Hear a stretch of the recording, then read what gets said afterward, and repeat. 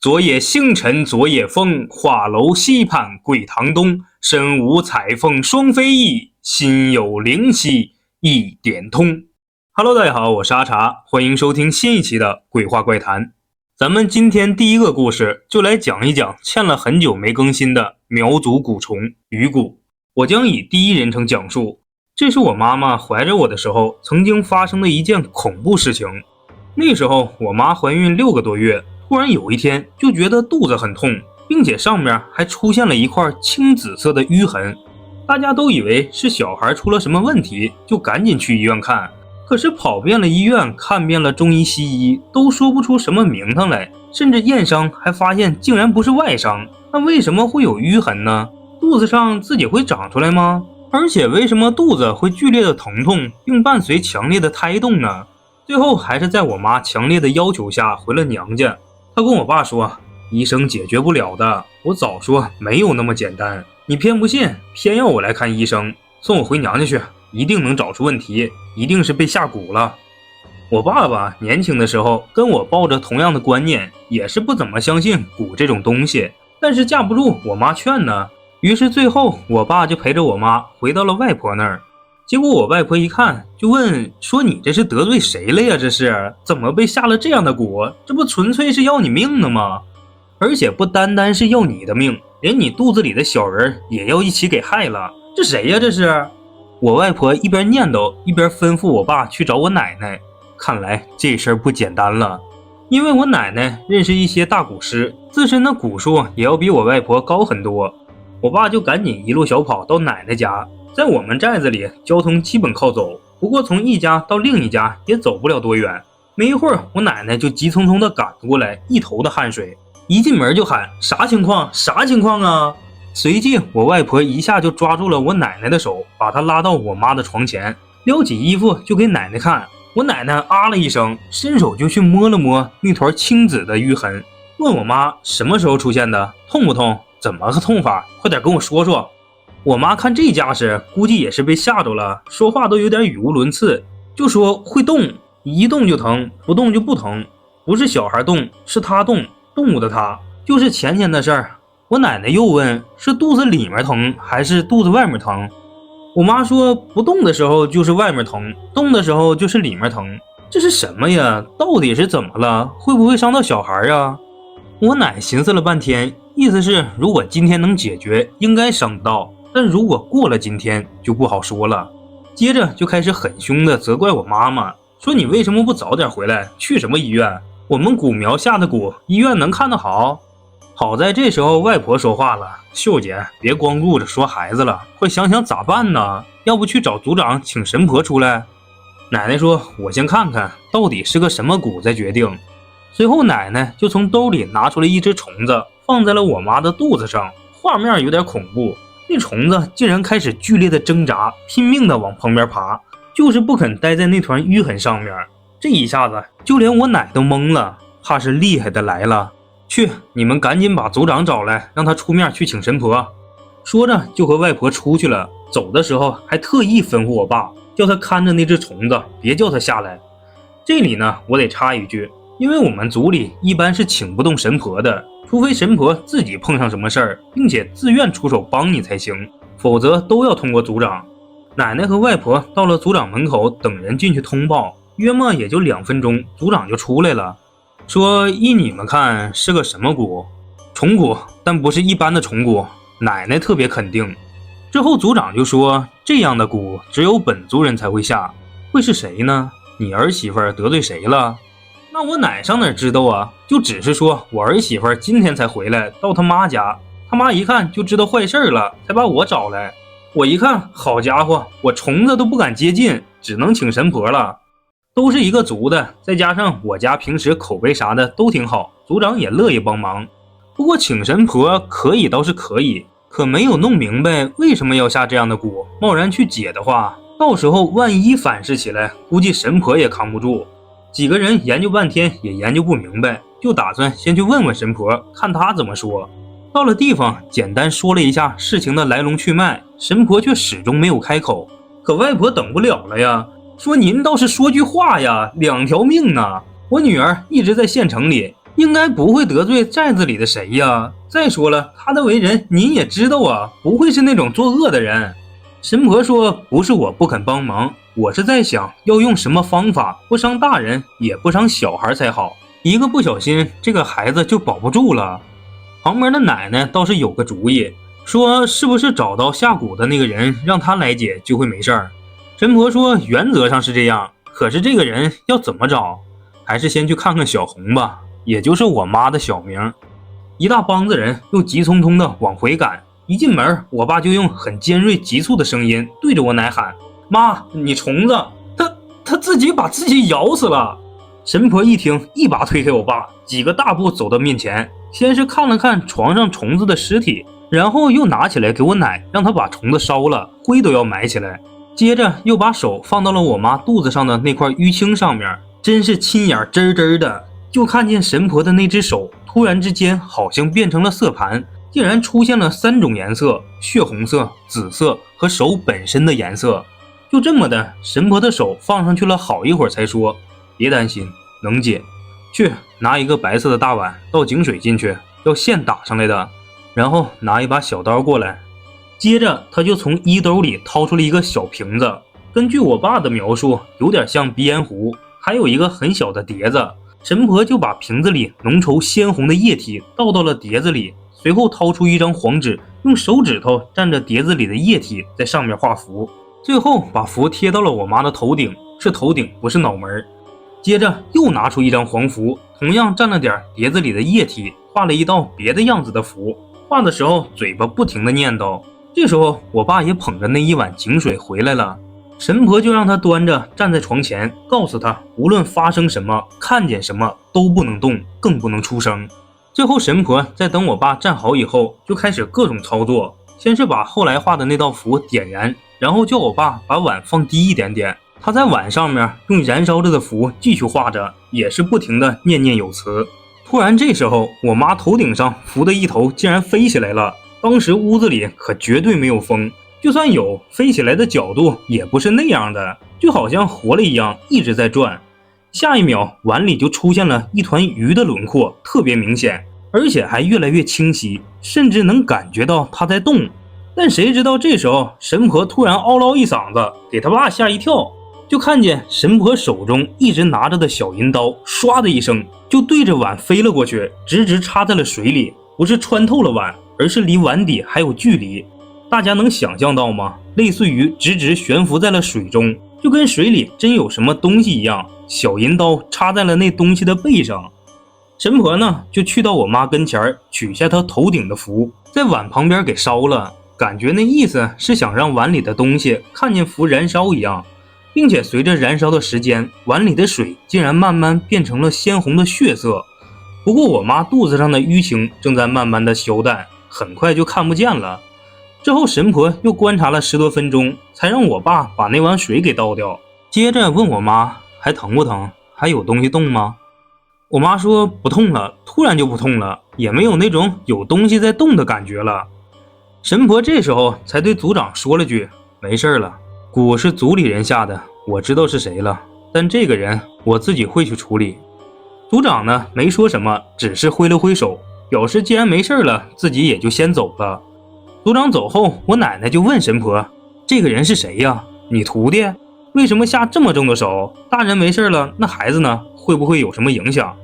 神婆就说，下蛊的人不是我徒弟，但是和我有点渊源，你的人是我救回来的，就抵了吧。但这件事我一定会处理的，孩子倒没什么事儿，只是会早产，是个女孩。说完神婆就走了，我爸爸还在那傻兮兮的站着，直到我奶推了他一下才回过神来，直说这怎么可能，这怎么可能吗这。随即我奶就瞪了他一眼，哼了一声，也懒得搭理他了。而事情到这里就结束了。不过需要补充的是，我的确在7个月0几天的时候就出生了，生下来的时候只有3斤，而且身体的某个部位有个暗红色不大也不小的胎记，奶奶说可能是那虫子留下的，听起来很吓人，但是我一直很健康的活到了现在。因为我是晚上录音，所以不知道大家是不是像我一样经常熬夜晚睡，因为长时间玩电脑，天天低头看手机。肩膀脖子是不是常常又酸又痛？如果你也有这个烦恼，听我的这款温眠人体工学护枕颈就非常值得一试，有助于保护颈椎，更助于睡眠。首先从我自身来讲，我睡了也快1个礼拜了，感觉确实不错。以前我最习惯用这种普通枕头，会觉得脖子不太舒服，起来浑身不得劲儿。现在用这个护颈枕确实改变了不少，这个颈托稳稳把我的脖子托住。大家仔细看，用普通枕头的时候，脖子下面会有非常多的空隙，就像过河的独木桥，全靠它在使劲儿，久了这颈椎能受得了吗？这个颈托就像在桥下面给它一个柱子支撑，睡觉力气就省了，脖子也不会累，那不就能保护颈椎了吗？再看看护颈枕用的记忆棉，摸起来感觉比棉花还要硬一点，但是它能够根据你头的重量自动调节适合你的高度，这不就完美贴合脖子了吗？这对颈椎的保护难道不强吗？大家都知道仰睡是对人体最好的方式，可是有些人不侧着睡就睡不着怎么办？这个枕头侧睡区就很合理，故意抬高的设计就是避免肩膀被挤压，保持颈椎始终都是顺的，不像普通枕头睡久了，颈椎长时间被压迫，血液不流通，肩膀就会非常的酸麻。而且还有2种高度选择，适应不同的睡觉习惯，所以这块枕头仰睡侧睡都能很好的保护颈椎。只是这种枕头确实少见，万一有朋友真心睡不着睡不习惯呢？放心，他们家承诺33天免费试睡，不习惯直接退，睡坏了也不用担心，2年之内枕芯质保，睡塌睡裂免费换。我还特意去看了一下他家的评论，普遍都说睡得很舒服，能缓解酸痛感。再看看权威的有关文献证明，记忆棉在缓解颈椎酸痛上有一定作用。最后是大家最关心的问题，价格怎么说？现在在我评论区能领个大额券，原价快400的枕头现在只要200多，比你直接在某宝下单还要便宜好几十，平均每天只要花3毛多。要是因为没睡好影响工作效率，迟到，颈椎严重一点的得去医院，那花的可就是大手笔了。最后祝大家颈椎健康，睡个好觉。下面给我们投稿故事的粉丝是湖南人，女孩子，小时候家住农村，在08年，也就是她16岁的时候，家里82岁的爷爷去世了。因为平时爷爷都住在他们家，所以丧事自然也是在他家的堂屋里办。而爷爷呢，有5个子女，要是算上孙子孙女的话，一共10几个人，反正当天都过来奔丧了。听他爸说，爷爷是在门口踩了豆子摔倒的，在床上躺了3个月才最终去世，然后这期间一直都是他妈妈在照顾。至于爷爷的其他子女压根就没管过，爷爷之前呢还有几万块钱存在他大女儿那儿，也就是粉丝姑妈。爷爷临死前，他妈妈就想让他把钱拿出来办丧事，可是大女儿就不愿意，并且后面他爷爷去世，这个大女儿还在办丧事的时候带着她老公孩子一大帮人来他家大吃大喝，屁事不干。就这种人现在还活到了70。但怪事吧，也可能是报应，就是从那会儿开始的。先说一下他大伯母一家，丧事期间住他家隔壁的大伯母一个人不愿意过去，随后不到半年他就被大卡车撞得全身粉碎性骨折，肇事者都没有抓到，养了快2年才好。而他那个大伯父更是在今年上半年在田边摔死了，享年65岁。这个大伯父早年还听信大伯母的话，拿砖头砸过这个粉丝爸爸的头，砸得满脸都是血。死了后，村里没人愿意去吃席，就靠他家二哥帮忙，才让他们稍微有点脸面。大伯父葬后连头七都没过，他儿子就去了广东，之后每到晚上，村里人路过他家，就说能听见有人在里面又哭又喊。最后还是村长打电话给他儿子，让他儿子和他老婆一起回去烧了纸钱，这事儿才算过去。接着就是他们家的事儿，他们在给爷爷烧纸房子的时候，请来的那个师傅就对他爸妈说，祝你们白头偕老，就很突兀。这种场合说这种话，谁都感觉怪怪的。但他爸是一点不信，早年甚至和别人打赌，去最凶的山里睡过一夜，也没发生啥。直到2年后，2010年上半年，他18岁，有一天回家，就看见他爸捂着肚子，疼得在地上打滚。那时候村里人从来没想过去医院看病啥的，所以他爸就硬挺着，挺了2天才稍微缓解。之后他爸就去了广东打工，但是自从他爸走后，他不知道怎么的就特别痛苦，不是思念的那种哈，就是莫名其妙的会哭，莫名其妙的把 QQ 头像换成了血红色，坐在摩托车上就想往下跳，夜里也是频繁做梦，梦见好久不见的朋友，黑着脸质问他等等。他吧就以为自己要出事了，所以不敢告诉家里人，想着自己就这样一个人默默承受吧。就这么的，大概1个月后的某一天，村里人突然打电话给他，说你爸爸出车祸去世了，你快点回来。他下意识的懵了，大脑一片空白，坐了一夜的火车才到家。到家后就一直陪着家里人还有众多亲戚到处跑，一会儿去镇上交警大队，一会儿去案发现场，陆陆续续奔波了1个多月。这块还有一个小插曲，就是在镇上交警大队期间，有2兄弟来报案，说是哥俩开半挂拉货，半夜在马路边停车，准备下来尿尿，前面停的是大哥的车，后面那辆是弟弟的。弟弟就说当时突然就看不清路了，直接撞到了前面哥哥的半挂上，他哥当场就晕了，满身的血。之后那个交警就转过头对着粉丝家里人说，他们这个案子的事发地就离你们那件不到50米。这让他和妈妈感觉是不是他爸在找什么替身呢？随后他妈就决定等交警这边处理完，回家就找个师傅过来给看看。而后面找的那个师傅呢，是他外公的亲弟弟。人来了之后，师傅就在他爸爸去世的马路上做了法，把灵魂引回村。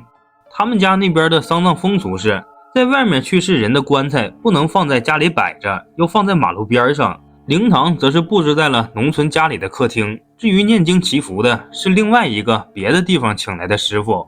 这个师傅当时还给在场的所有亲戚都打了一卦，求的都是上签，可唯独到他这儿连续丢了3次，一直是下签。师傅就问旁边的亲戚，这个名字是你们家谁的呀？亲戚就说是出事人的女儿。接着师傅就把他和他妈叫了过来，说你爸爸放心不下你。最终还是等他平静了好半天以后，妈妈才跟他说，你爸他呀出事前半个月双手就黑黑的，我估计他早在那时候灵魂应该就出去抢过纸钱了。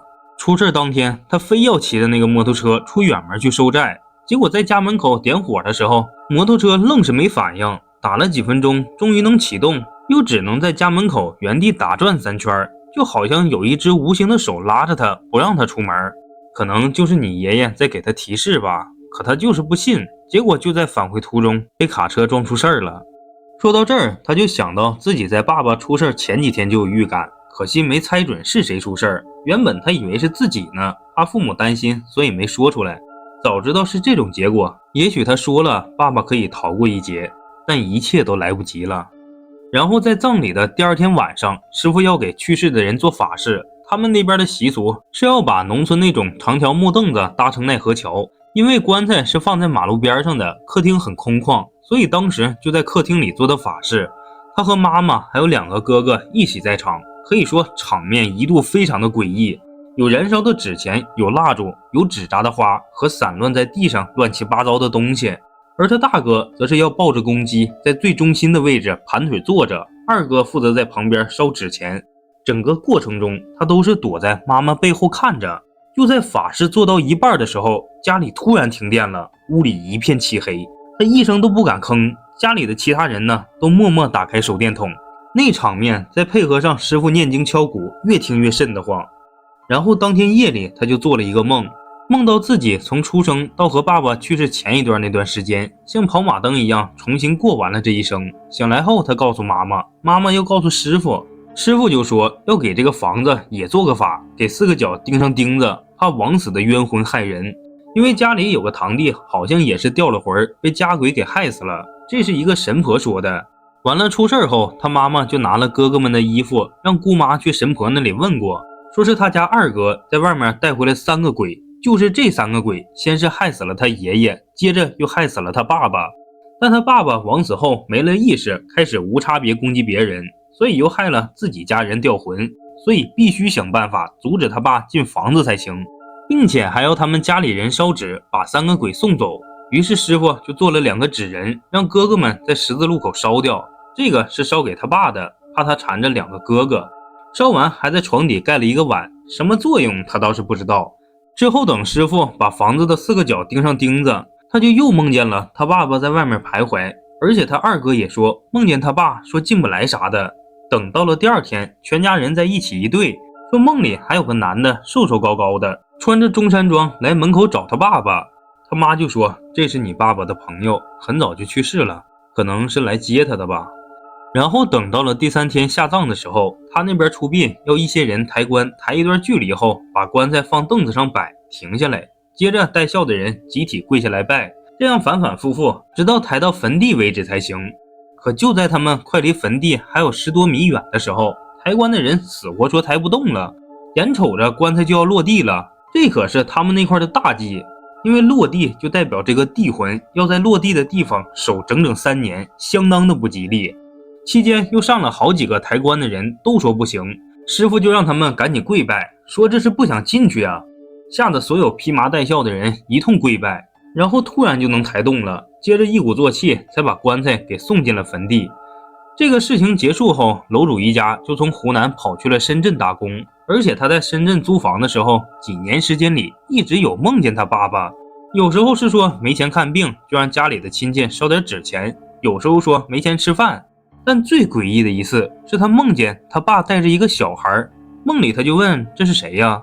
他爸说这是我的孩子，并且他妈妈也同时梦见爸爸带了个女人给他看，说是他老婆，这也是后来他才知道的。不过从那以后他就再也没有梦见过他爸爸，想来应该是他爸爸在下面结婚有了孩子，也可能是投胎转世去了。好了，这就是本期的所有内容啦。如果有喜欢的小伙伴，还请多多3连支持一下。如果有相关经历的，可以后台直接私信阿茶。我们下期再见，拜拜。